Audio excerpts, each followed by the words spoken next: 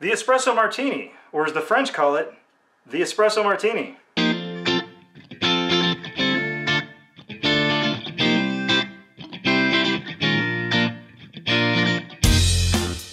Hello and welcome to Intoxicated Masculinity. If it's Wednesday, we have a cocktail video coming at you today. We are starting a new year where everything is going to be great, right? Well, if nothing else, we'll have coffee. So I got this book a while ago, and I kind of decided I just want to do a few of the cocktails out of here because I'm interested in coffee cocktails. I like coffee culture. And this is Jason Clark's, appropriately named, The Arts and Craft of Coffee Cocktails. So this week we are going to do a take on the Espresso Martini. This cocktail is called the French Press Martini. It's kind of an interesting cocktail, and I'm going to show you our lead up to it in just a moment. But basically we're going to build our coffee, and we're going to build the extra flavors we want to impart into our coffee right inside of a French press, which I'm going to show you in just a moment. And then we simply add that, as well as our liquor, in this case vodka, into our cocktail. This cocktail was made by the writer of the book, Jason Clark. He said he created this in New Zealand in 2008. So as cocktails go, fairly new, so not a lot of history to discuss on this one. So first of all, let's see what goes in to our French press before we put our water in. So I'm joining you here in the kitchen, underdressed, but we are making the first part of this cocktail, and then we'll be heading back to me down in the bar. So for this one, this is actually measured out in grams. So we got a French press here, and we're going to toss in 64 grams of our fresh ground coffee.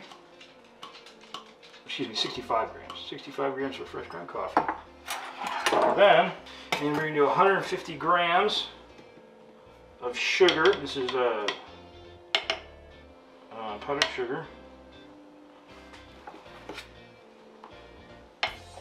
Now my French press is probably not quite as big as the one they were doing this on, but I think we're going to be just fine. Might be a little short on water.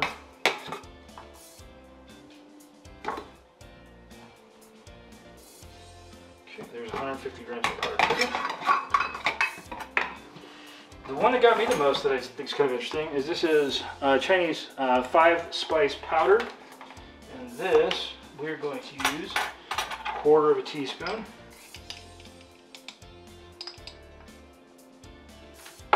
And not as much of a surprise, we're going to use 1/2 teaspoon of cocoa powder. All right, so this is the basis for our drink, which is a lot of sugar, but we'll see. So now off camera, I'm going to heat up some water, and the next time you see us, we'll go have this down there with water in it and ready to make our drink. Okay, so now you saw what goes into the French press.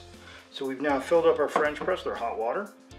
And it has been steeping now for about 5 minutes. The recipe says 4 minutes, but we'll give it 1 extra minute just for good luck. So this is the glass I'm going to use. What I've done prior to doing this is I put hot water into the glass. What that does is it warms up the temperature of the glass, so it's not going to cool our coffee down as much, especially since we're going to be putting in 2 ounces of vodka. So we're going to get rid of our hot water. And we're going to very carefully measure 2 ounces of this very hot liquid in this metal jigger, and that should go fine.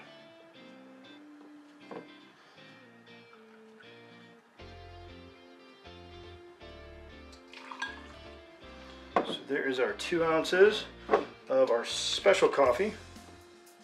I'm seeing now, probably should have gone with a smaller cup, but that's fine.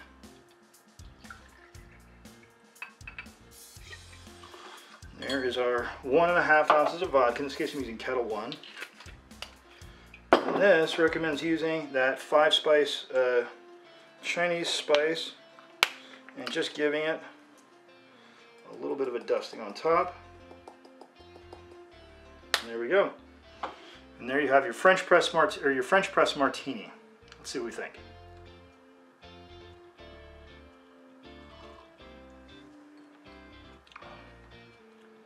Wow, that is very flavorful. So the Chinese 5-spice powder, that comes through a lot, which is interesting because we're only using 1/4 teaspoon inside of a whole bunch of sugar and other things, but it's still right there. The cocoa powder, which we use more of, is there. A lot of people don't know that spice and chocolate actually are very complementary flavors, and they go together very well in this drink.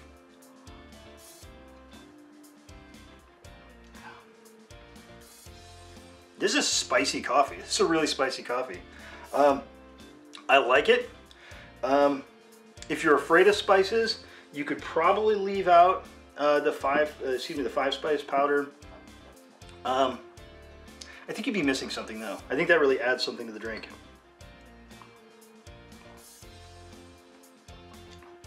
Yeah, that's good. That's very good. It's very much a sort of January-friendly cocktail with all the snow and ice, even though we haven't gotten any yet, but we're getting there almost certainly.